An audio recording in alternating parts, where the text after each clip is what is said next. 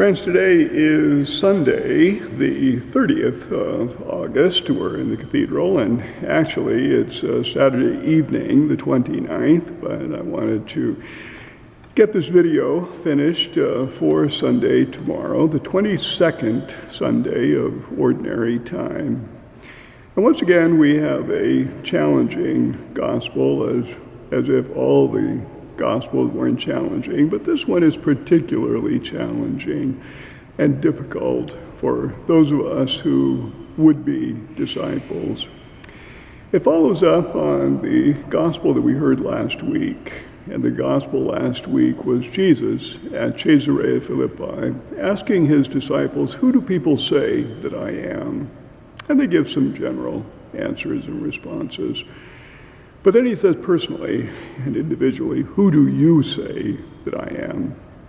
And Peter, as always, impetuous Peter, is the first to answer and says, "You are the Christ, the Son of the living God."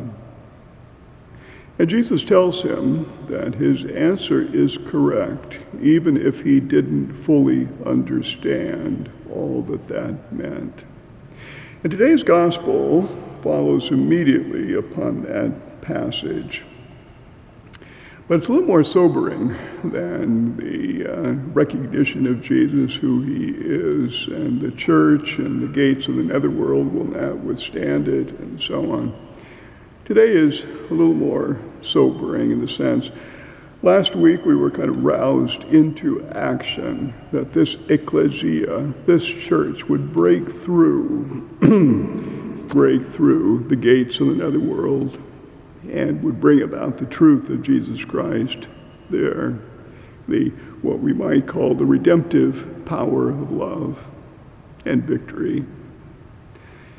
But today, a little more sobering, as I say, the gospel passage. And last week we were roused to action. This week we hear about the cost of discipleship. The cost of discipleship, meaning suffering. It means the cross. And when we speak of the cross and carrying our crosses and so on, for us it's become kind of a metaphor for just all the burdens that we carry. When Jesus told the disciples that they had to carry their cross, there was no metaphor involved. It meant crucifixion, and thus the frightening aspect of being a disciple. Are you willing to follow if it means crucifixion? The cost of discipleship. The message of Jesus is very clear. The message very clear. The life and the preaching of Jesus will not be welcome. Will not be welcome. In a world that has gone wrong, Jesus says his message will always meet with resistance. Okay, resistance. And what is surprising about our gospel today is the first to resist is Peter. The head of the apostles, the first disciple among the apostles, Peter, the chosen one, the one who identifies Jesus as Christ, the Son of the living God. The first to resist. He said, Peter took Jesus aside and began to rebuke him. Rebuke him. "God forbid, Lord, no such thing shall ever happen to you," i.e. death, crucifixion. That nothing, no such thing shall ever happen to you. Telling Jesus what to do is never a good idea. I think common sense would tell you that.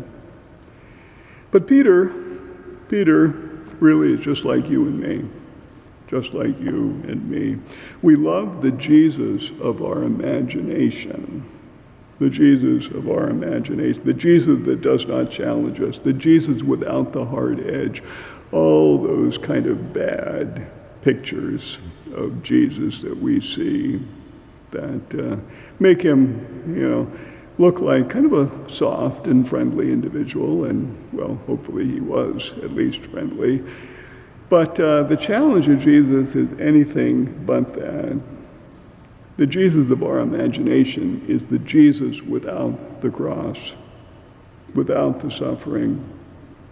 Jesus who helps us get rich and do all and be happy and all that sort of thing. That's the Jesus of our imagination. But when the real Jesus appears, when we meet the real Jesus in the gospel, we are a little uncomfortable. This Jesus who is heading to Jerusalem, where he will face suffering and death. The Jesus who lays down his life, and the disciples who follow must do the same. This Jesus will always meet resistance. Even from Peter, instead of being that rock foundation, Peter has become a stumbling rock. It's a double play on the word here in the gospel. First, that Peter is the rock, the foundation upon which the church will be established. But all of a sudden, he becomes a stumbling rock, moving from his position behind Jesus as a disciple into the front to block him from going to Jerusalem, blocking him from doing the work of salvation. And thus, Jesus calls Peter Satan, because what does Satan want to do? Stop the crucifixion, stop the salvific act of Jesus, and continues to work to stop the saving action of Jesus. Get behind me, Satan. The place of the disciple is behind Jesus, not in front. If you stand in front, you're a block. You're a stumbling rock. The foundation rock becomes a stumbling rock. And so our gospel today is about discipleship and the cost. Discipleship and the cost of discipleship. And like many things in the gospel, we find a paradox here. A paradox. We run from suffering because we think it will kill us, when in fact suffering is the path to life. Suffering, the path to life, a very, very hard lesson to learn. And the final question in the gospel is worth considering, and it's related. May not sound like it at first, but it's related to everything else. And that is, what profit is there? What profit is there for one to gain the whole world, but to lose his soul? What profit is there to gain everything, but to lose your soul in the process? To gain everything, but to be missing the one thing you most desperately want: happiness, fulfillment, and salvation. You know, I saw pictures some years ago. I was in a museum. It was a 18th century, early 19th century painting. It was huge, an enormous canvas, and it showed a big feast going on. I would call it a bacchanal more than a feast. It was a Dionysian affair. Half-naked bodies, everybody eating and drinking and merrymaking and doing all sorts of things. It looked like the perfect dream, the perfect world. I would give up my soul for all of that. Heaven. But in the very foreground of that painting is a woman who is looking directly at the viewer. And her face is one that is depressed, bored, one of resignation. You don't see that somehow all of this is a fulfillment to anything. And you begin to realize that she is telling you something, that you may think all of this is heaven. You might give up everything to achieve all of this, but in fact, it's hell. We would give it all up, lose the soul.